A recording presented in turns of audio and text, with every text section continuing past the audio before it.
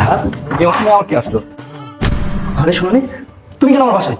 আমি আমি মানে নিশ্চয় নতুন করে ঝামেলা তৈরি করার জন্য আমার বাসা ঠিকই খুঁজে বের করেছো, তাই না? না না, তুমি আমাকে ভুল বুঝতেছো। আমি কোনো ঝামেলা করার জন্য তোমার বাড়িতে আসিনি। আমি যদি জানতাম এটা তোমার বাড়ি, আমি কখনোই আসতাম না। আমি তোমার বান্ধবী। চুপ করো তুমি। বানিয়ে বানিয়ে নাটক করা হচ্ছে, তাই না? শোনো, তুমি যতই নাটক করো তুমি আর আমার মন গলাতে পারবে না, বুঝলে? এই কি হয়েছে গো? কে আসছে? কার সঙ্গে? আরে বান্ধবী তুই? আরে আমার বান্ধবী আসছে আর তুমি ওকে বাইরে দাঁড় করিয়ে রাখছো। তুমি জানো ও আমার ছোটবেলার বন্ধু। ওর সাথে আমার কত ভালো ফ্রেন্ডশিপ। ছোটবেলা থেকে আমরা একসঙ্গে স্কুল শেষ করেছি, কলেজ শেষ করেছি, আর তারপরে বিয়ে হয়ে আলাদা হয়ে গেছি যে যার মতো। আচ্ছা যাই হোক, এত কথা এখানে দাঁড়িয়ে কেন বলছো না? তুমি চল না ভিতরে। আরে তুমি আসো, দরজা করে দিয়ে এসো। আচ্ছা ঠিক আছে। বস বস। এটা কি হলো? আমার বর্তমান স্ত্রী আর আমার ডিভোর্স স্ত্রী, ওরা দুজন ফ্রেন্ড। হায় আল্লাহ, এটা কি হয়ে গেল? আমার বর্তমান স্ত্রী তো জানে না আমার একবার বিয়ে হয়েছিল, ডিভোর্স হয়েছে। আমার ডিভোর্স স্ত্রী যদি আমার বর্তমান স্ত্রীকে সবকিছু বলে দেয়, কি হবে? আল্লাহ, তুমি আমাকে এই বিপদ থেকে মুক্ত করো, আল্লাহ মুক্ত করো। যাই, আমাকে দুর্বল হলে চলবে না, আমাকে স্ট্রং থাকতে হবে। বান্ধবী তুই যে আমার বাসায় আসছিস, আমি কিন্তু অনেক খুশি হয়েছি। আসো, এসেই যখন পড়েছিস তাড়াতাড়ি কিন্তু আমি তোকে ছাড়ছি না, ঠিক আছে? কিছুদিন আমার বাসায় বেরোয় তারপরে যাবি। আরে পরিচিত হও, আমার বান্ধবী সোনালি। আর সোনালি ও হচ্ছে তোদের দুলাভাই। আসসালামু আলাইকুম। ওয়ালাইকুম আসসালাম।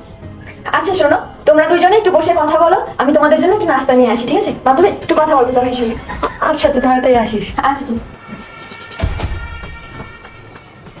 এই শোনো, তোমাকে একটা কথা বলি। তোমার বান্ধবী মানে আমার স্ত্রীর কথা বলতেছি, সে কিন্তু জানে না আমার একবার বিয়ে হয়েছিল, ডিভোর্স হয়েছিল। আমি চাই না তুমি এই কথাগুলো আমার স্ত্রীকে বলো। তোমার কারণে আমার স্ত্রীর সাথে যদি কোনো ঝামেলা তৈরি হয়, তাহলে আমি কিন্তু তোমাকে ছাড়বো না, বলে দিলাম। আরে দেখুন, আপনি ভয় পাবেন না।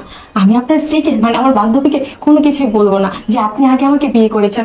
আর যাই হোক, আপনার স্ত্রী তো আমার বেস্ট ফ্রেন্ড, তাই না?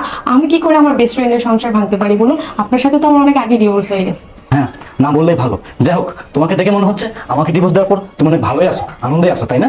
না আশরাফ, আমি ভালো নেই। আমি একটুও ভালো নেই। আমি তোমাকে ডিভোর্স করেছিলাম কারণ আমি একটা ছেলেকে অন্ধের মতো ভালোবাসতাম। আর আমাকে কথা দিয়েছিল তোমাকে ডিভোর্স করে গেলে ও আমাকে বিয়ে করবে, আমাকে সুখে শান্তিতে রাখবে। আর আমি যেহেতু ওকে ভালোই বেসে ফেলেছিলাম, আমি ওর কথা অন্ধের মতো বিশ্বাস করে আমি তোমাকে ডিভোর্স করে দিয়েছি। কিন্তু তোমাকে ডিভোর্স করে দেওয়ার পর যখন আমি ওর কাছে গেলাম, গিয়ে বললাম আমি তোমার হাজবেন্ডকে ডিভোর্স করে দিয়েছি তোমার জন্য, এবার তুমি আমাকে বিয়ে করে নাও। জানো ও আমাকে কি বললো? ও আমাকে বললো, এর মেয়ে তুই কি আমাকে বিয়ে করার যোগ্যতা রাখিস? তুই একটা বিবাহিত মেয়ে, তুই তো অন্য কারো ইউজ করা জিনিস। তোকে আমি কেন বিয়ে করবো?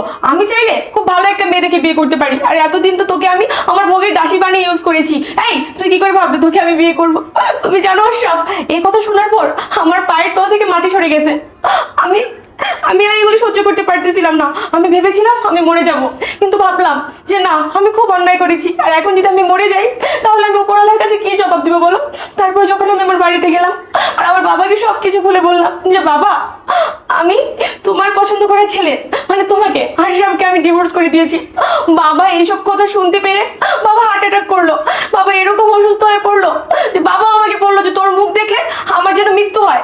আমি এইসব কথা শুনতে না পেরে আমি আর একটা মুহূর্তের জন্য এখানে থাকতে পারলাম না। আর আমার সৎ ভাই বোনরা আমাকে রাখলো না, আমাকে ঘাড় ধাক্কা দিয়ে বাড়ি থেকে বের করে দিল। তারপরে আমি সিদ্ধান্ত নিলাম যে আমি আবার তোমার কাছে চলে আসবো, তোমার হাত পা ধরে মাফ চেয়ে তোমার সংসার আবার ফিরে আসবো। কিন্তু যখন তোমার বাড়িতে গেলাম দেখলাম তোমার বাড়িতে ইহা বড় একটা তালা ঝোলানো। বাড়িওয়ালাকে জিজ্ঞেস করলাম যে আশরাফ কোথায়? বাড়িওয়ালা বললো তুমি নাকি বাড়ি ছেড়ে দিছো। তখন জানো আমার আর করার মতো কিচ্ছু ছিল না। অনেক জায়গায় কাজ খুঁজেছি কিন্তু কোথাও কাজ পাইনি। যেখানে কাজ পেয়েছি হয়তো বা ঘুষ চেয়েছে, নয়তো বা আমার দেহ চেয়েছে। বলো আমি কি করে আমার দেহ বিলিয়ে দিয়ে কাজ করতে পারি? সবশেষে তোমার স্ত্রী মানে আমার বেস্ট ফ্রেন্ড বৃষ্টি, ওকে আমি সমস্ত ঘটনা খুলে বললাম। ও আমাকে আশ্বাস দিল যে তুই আমার বাড়িতে আয়, আমার হাজবেন্ড অনেক বড় প্রাইভেট একটা কোম্পানিতে চাকরি করে আর তোকে ওইখানে চাকরি দিয়ে দিবে। আমি এই কারণে তোমার বাড়িতে আসছি। আর এসে দেখলাম তুমি তার হাজবেন্ড। বিশ্বাস করো এই কথাটা জানতে পারার পর না আমার পা থেকে পুরোপুরি ভাবে মাটি সরে। কিসের শব্দ হলো? বৃষ্টি, বৃষ্টি কি হলো তোমার? তুমি থাকো তো, আমি দেখতেছি। কি হয়েছে কিছু তোমার? হয়নি আমার, তবে এবার হবে। কি হবে? তুমি আমার সাথে এরকম একটা বেইমানি করতে পারলে আশরাফ? তুমি যে আগে একটা বিয়ে করেছো, তাও আমার বেস্ট ফ্রেন্ডকে। কই কোনোদিন তো আমাকে বলোনি যে তোমার এর আগে একটা বিয়ে হয়েছে, সেইখানে ডিভোর্স হয়েছে, তারপরে তুমি আমাকে ভালোবেসেছো, আমাকে বিয়ে করেছো। কই কোনোদিন তো আমাকে একটাবারের জন্য বুঝতে দাওনি। দেখো বৃষ্টি, তুমি আমাকে ভুল বোঝো না। আসলে এগুলো বলার মতো সিচুয়েশন আসলে ছিল না। আমি ভেবেছিলাম তোমাকে পরে বলবো। আরে বান্ধবী আমার, তুই একদম তোর হাজবেন্ডকে ভুল বুঝবি না। তোকে হয়তো ও খুব ভালোবেসে ফেলেছিল তাই কোনো কিছু বলেনি। আর একটা কথা জানিস, তুই তো আমাকে সবসময় বেস্ট ফ্রেন্ড দাবি করিস, আমাকে অন্ধের মতো বিশ্বাস করিস। আর আমি এই মানুষটাই ওর সাথে অনেক নরপশুর মতো ব্যবহার করেছি। আমার এই রূপ যৌবন দেখি আমি ওর সাথে সবসময় আমি জেদ দেখাতাম, অনেক কিছু বায়না করতাম। ইভেন কি ওকে আমি ছেড়ে পর্যন্ত দিয়েছি। আমি নিজে ওকে ডিভোর্স করছি একটা ভালো ছেলেকে বিয়ে করার জন্য। আর আর একটা কথা আছে না বান্ধবী, অতি লোভে তাতে নষ্ট। আমি বেশি লোভ করতে গিয়ে এখন এই যে আমার এই অবস্থা। যাই হোক বান্ধবী, আমি জানতাম না যদি আমারই হাজবেন্ডকে তুই বিয়ে করেছিস। আমি যদি এরকমটা জানতাম আমি কখনোই তোর বাড়িতে আসতাম না। আমি যা করেছি তার জন্য আমাকে মাফ করে দে। আর শোন বান্ধবী, তুই যদি আমাকে বেস্ট ফ্রেন্ড মনে করে থাকিস, আশরাফের সাথে একটু তুই ঝগড়া করিস না প্লিজ। তোকে ঝগড়াটা মিটিয়ে নে। আর আজকে যদি আমি না আসতাম তুই থেকে জানতেও পারতি না, তাই না? যাই হোক আশরাফ, তুমি আমাকে ক্ষমা করে দিবে। আর দোস্ত,